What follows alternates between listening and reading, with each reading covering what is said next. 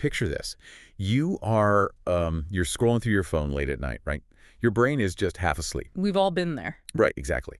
And you randomly land on a live stream. And it always looks so incredibly, like almost frustratingly easy. Oh, it really does. Yeah. You see someone sitting in their bedroom, maybe wearing a hoodie, laughing, just effortlessly chatting with the comments. Maybe they do a quick little dance or, I don't know, play a few chords on a guitar. And the digital gifts, which translate to actual money for them, they are just pouring in. Right. It gives off this distinct vibe that they literally just roll out of bed, prop their phone up against a coffee mug, hit the go live button, and boom, instant digital stardom. It completely projects an illusion of total spontaneity. I mean, the culture of the internet heavily rewards the aesthetic of the effortless influencer. Yes, effortless. Right, because the less it looks like you're trying, the more authentic you seem to the viewer. It's a very calculated vibe. It looks like pure magic, like they were just magically chosen by the algorithm. Yeah. But today, for you listening, we are going to completely shatter that illusion. Okay, let's unpack this.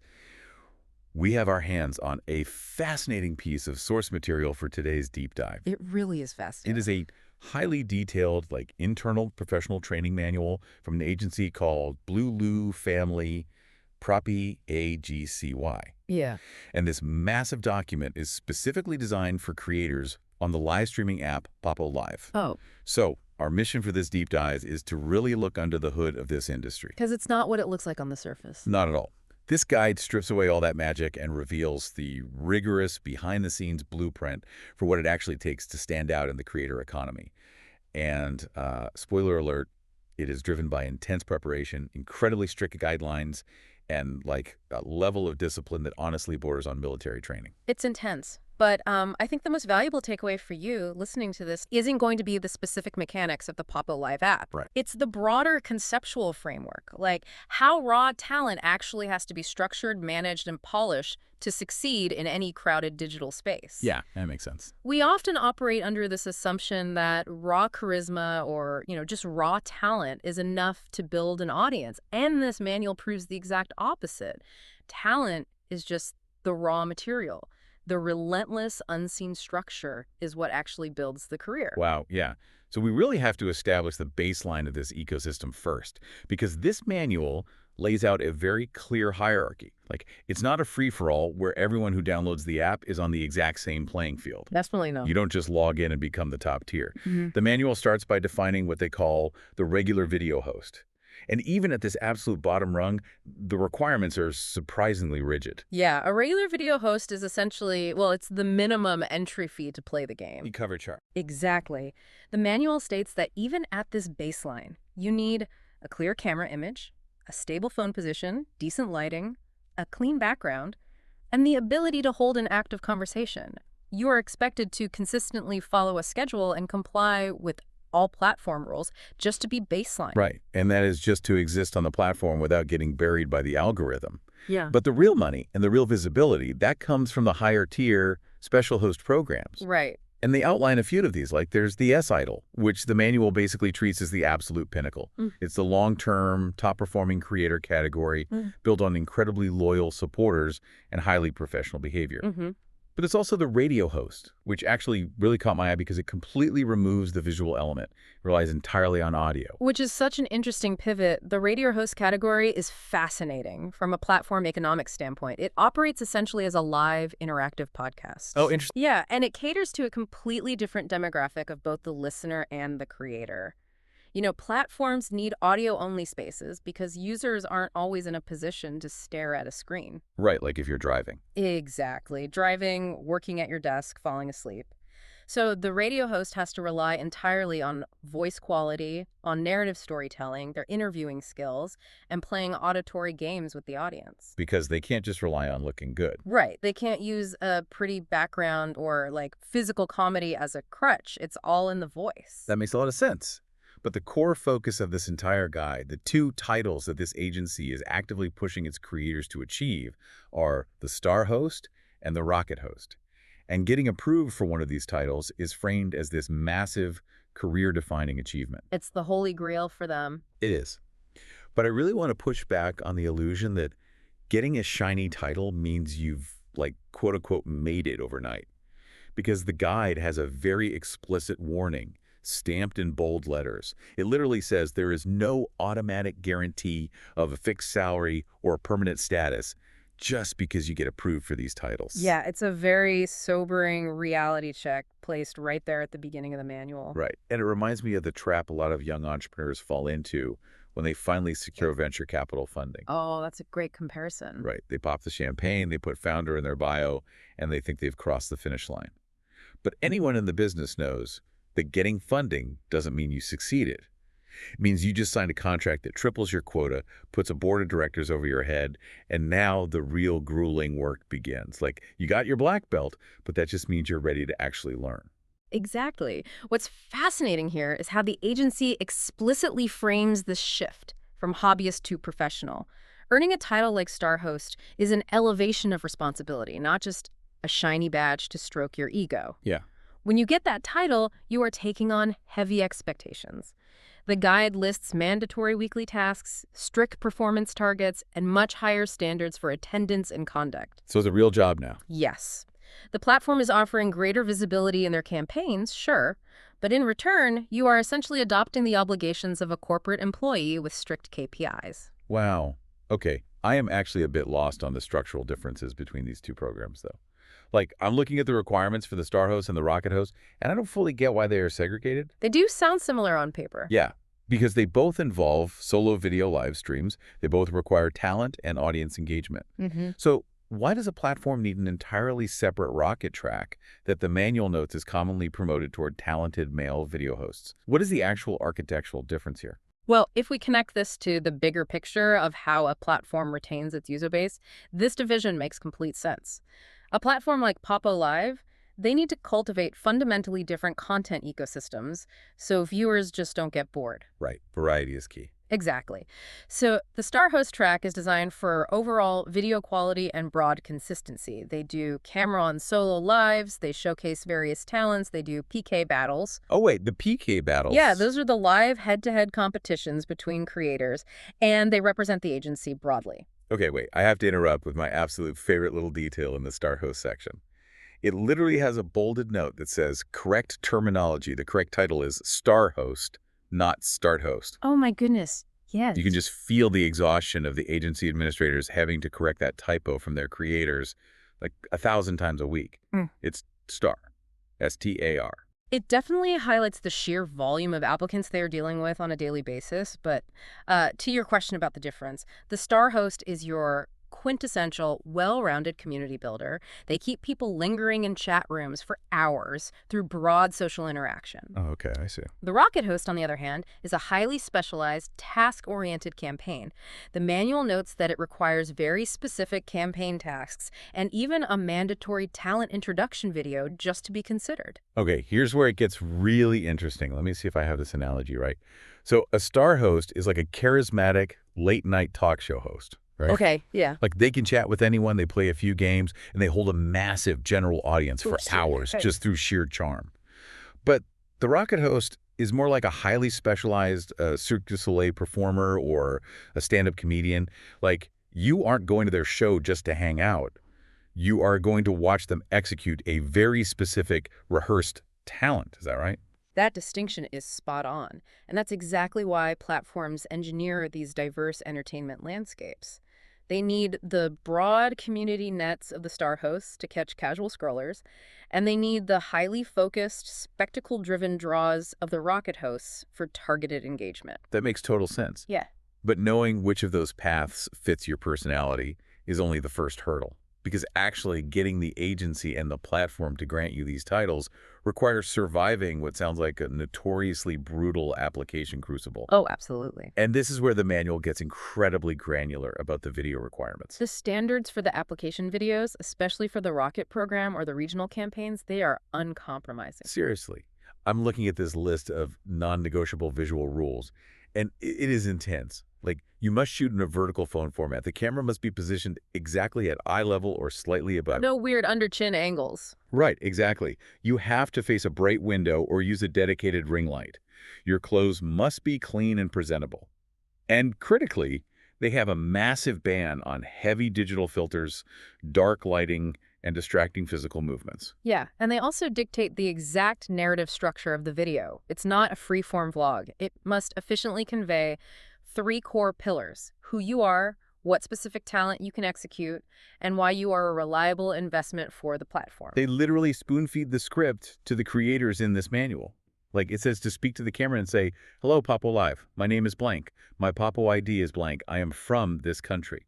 And then you have to meticulously list your streaming schedule and demonstrate your talent, whether that's singing, dancing, or storytelling. Right, they leave nothing to chance. But I really want to zero in on this ban on heavy filters and the very specific, almost insulting instruction they include to, quote, clean the camera lens. It's so basic. I was laughing out loud reading this. I expected the rejection criteria to be things like lacking star quality or boring personality, but it's literally, you didn't wipe the smudges off your phone camera. Like, does this imply that basic digital hygiene is actually where most aspiring influencers fail? Well, this raises an important question about the psychology of creator self-awareness and really a massive shift happening in internet culture right now. How so? For the last decade, aspiring influencers have been taught to manufacture a highly polished, heavily filtered, completely artificial version of themselves. They hide behind extreme digital effects to look flawless. But this manual reveals that live platforms are actively fighting against that aesthetic. But why? I mean, Instagram and TikTok are built on those filters. Everyone uses them. Why would a live stream agency ban them? Because live streaming relies on parasocial reliability. An agency needs to know what the product, meaning the creator, actually looks and sounds like for 4 continuous hours. Oh, right, because it's live. Exactly. You cannot maintain a heavy artificial filter illusion during a live broadcast without it eventually glitching, dropping frame rates, or just alienating the audience who senses it's fake. When an agency reviewer sees a blurry, overly filtered application video, they don't see a mysterious, flawless star. What do they see? They see an amateur who doesn't understand basic lighting and is trying to hide their insecurities behind software. Authenticity and clarity are far more monetizable in a live setting than artificial perfection. Wow. I want you, the listener, to think about the last remote video call you took for work. Like, were you backlit by a ceiling fan? Was your laptop camera smudged with fingerprints? Because if you submitted that quality of video to the BLE family agency, you would be instantly rejected. Instantly. The barrier to entry here isn't a lack of raw talent. It's a shocking lack of basic digital hygiene. And the manual explicitly lists the common reasons for rejection, and they almost entirely stem from these presentation failures. Dark lighting, an unstable camera, extreme filters hiding the facial features, the host being completely silent, or submitting a messy profile photo. It's all structural stuff. Yes. However, the agency's underlying philosophy regarding these failures is incredibly constructive. They state in the manual, rejection is feedback, not the end. Rejection is feedback, not the end. That completely shifts the mindset. It does. It takes the ego out of it. It's not a personal attack on your soul. It's just a note that your lighting is terrible. Fix the lighting, strengthen the talent, and apply again. But, I was looking at this and thinking, if basic mistakes like being backlit or being too quiet are what kill most applications, how does an agency prevent their creators from making those obvious mistakes before they hit submit? They don't leave it to chance. Exactly. They run them through a highly structured 14-day boot camp. Yes, and this 14-day preparation plan is a masterclass in behavioral conditioning. It systematically reduces the cognitive load on the creator. See, I was actually super confused by the pacing of this timeline at first. I'm looking at it going, wait, this is a live streaming app? And they don't even let you go live until almost 2 weeks in. Right. That seems entirely counterintuitive. Why delay the actual product for that long? Well, think about it. If you tell a new creator on day 1, make sure your ring light is perfectly balanced, your internet is stable, and, oh, by the way, be incredibly charismatic and juggle 3 conversation topics while reading a scrolling chat, their brain will short circuit. Yeah, they'd panic. It is simply too much to process at once. So what does this all mean? When I finally understood the chronological breakdown of these 14 days, it reminded me exactly of how a massive commercial franchise opens a new brick-and-mortar restaurant. Oh, that's interesting. Walk us through how the manual phases it out. Okay, so you don't just lease a building, unlock the front doors on day 1, and hope people wander in and enjoy the food. That is a recipe for a grand opening disaster. You follow a rigorous, phased rollout. Right. So days 1 through 3 in the manual are completely dedicated to the profile. You aren't talking to anyone. You are just securing a high-quality, clear profile photo, Yep. choosing a professional nickname, writing a simple bio, and shooting one quality vlog. In the restaurant analogy, this is painting the sign, designing the logo, and printing the menus. Establishing the digital storefront before stocking the shelves. Exactly. Then, days 4 through 6 shift entirely to setup. Testing the physical environment, checking the camera angles, testing the internet stability, balancing the microphone volume against the background music. You're just testing the room? Yeah. You are essentially installing the ovens and testing the plumbing in the restaurant. You haven't invited a single customer inside yet. And the separation is critical. They're isolating the infrastructure from the performance. Because days 7 through 9 are where things actually get difficult. This phase is called communication. And this is where they practice the soft skills. The manual instructs candidates to practice their greetings, prepare 3 very specific topics to discuss, and brainstorm 5 open-ended questions to ask the audience. Right. And crucially, this is where they learn how to speak through the quiet moments. And that is universally the hardest skill in live streaming. Really? Oh, absolutely. Sitting alone in a room, staring at a camera lens, and maintaining an engaging, high-energy monologue when the chat room is completely dead. It's incredibly difficult. I can imagine. It's like hiring the waitstaff and forcing them to role-play customer interactions in a completely empty dining room. Yeah. You have to practice the hospitality before the rush hits. Precisely. Then we move to days 10 and 11, which focus on talent. You choose one primary activity, singing, comedy, cultural discussion, whatever, and you rehearse it until it's flawless. This is perfecting the restaurant's signature dish. And notice how late in the process the actual talent comes into play. The infrastructure and the communication skills take absolute precedence over the raw talent. That's such a good point. Yeah. Finally, days 12 and 13 are the strong lives. You finally hit the button, you go live on a strict schedule, perform the rehearsed talent, and actively solicit feedback from your agent. The soft launch? Yep, it's a soft launch for friends and family to iron out the final kinks. And then finally, on day 14, you submit. You record the official application, confirm your Poppo ID, send it through the agency dashboard, and keep streaming while you wait for the verdict. By compartmentalizing the process into these distinct phases, the agency ensures the creator is never overwhelmed. They are building muscle memory one step at a time. But the discipline doesn't end on day 14. That's what blew my mind. Even after you launch, the manual enforces these relentless daily minimums. The daily minimums are brutal. Yeah. You are required to prepare 3 conversation topics before you ever hit the live button every single day. You have to welcome viewers by name. And there is a fantastic, highly specific note here about thanking supporters. It says, thanks supporters without begging or pressure. And that distinction is vital. It separates amateur desperation from professional community management. Right. A viewer who tips or sends a digital gift, they want to feel genuinely appreciated. If a host immediately pivots to demanding more gifts or creating pressure, it breaks the parasocial bond. It turns a community interaction into an extortion tactic, and audiences flee from that. They can smell the desperation. And my absolute favorite daily minimum from the guide is this. Review 1 strength and 1 improvement after every live. Every single time you turn the camera off, you have to sit down and self-critique. It creates a closed feedback loop of constant incremental improvement. And, this ties directly into a profound piece of advice hidden right near the end of the manual. It's buried just before the legal disclaimers and agent checklists. What does it say? It states, do not chase a special title while ignoring the quality of the live stream. Build the qualities first. Build the qualities first. That actually hits really hard. It does. Because it admits that the title itself, whether it's Star Host or Rocket Host, is ultimately just a superficial label. The platform's tag doesn't magically do the heavy lifting for you. The manual explicitly warns creators that a special title might provide a brief window of opportunity or like a quick bump in the algorithm. But your personality, your daily discipline, and your genuine relationships with your viewers, those are the only things that create long-term financial progress. It completely strips away the vanity metrics. It tells the creator in no uncertain terms that the Star Host badge will not save a boring, poorly lit, disorganized stream. Only the rigorous discipline cultivated during those 14 days of preparation will save the stream. So when we pull back and look at this Bleware Family Training Guide in its entirety, it completely upends our cultural assumptions about the creator economy. Yes. Digital stardom on platforms like Poppo Live is not a lottery ticket granted to someone who just happens to be naturally charismatic in front of a webcam. It is a meticulously engineered, highly structured blend of technical discipline, psychological community management, and relentless daily self-review. The illusion of effortlessness takes a ton of effort. Exactly.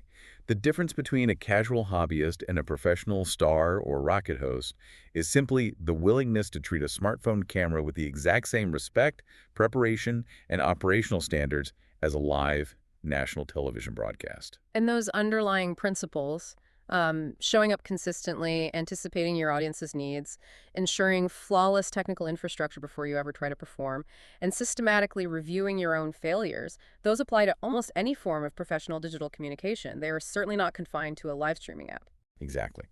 Which brings us right back to where we started today. The next time you are scrolling late at night and you see that effortless creator smiling back at you, catching digital roses, and chatting like it's the easiest thing in the world, just remember, you aren't seeing magic. No magic at all. You are seeing the highly polished, exhaustively tested final result of a 14-day boot camp. You are seeing meticulously calculated lighting, rehearsed conversation topics, and a camera lens that was furiously wiped clean with a microfiber cloth 3 seconds before they went live. The reality behind the screen. Yeah. And that leaves you with something pretty profound to chew on as we wrap up this deep dive. If a highly structured 14-day disciplined approach is what it takes merely to apply for a specialized title on a digital entertainment app, how might applying this exact 14-day preparation framework transform the major endeavors in your own life? That's a great question. Right. Imagine using this exact blueprint, spending 3 days solely on your foundational materials, 3 days testing your technical setup, 3 days rehearsing the soft skills of speaking to an empty room and forcing a daily self-critique. Using that for your next massive corporate presentation, a career-defining job interview, or a major project launch. If this level of invisible structure can turn a casual scroller into a digital star, just imagine what it could do for you.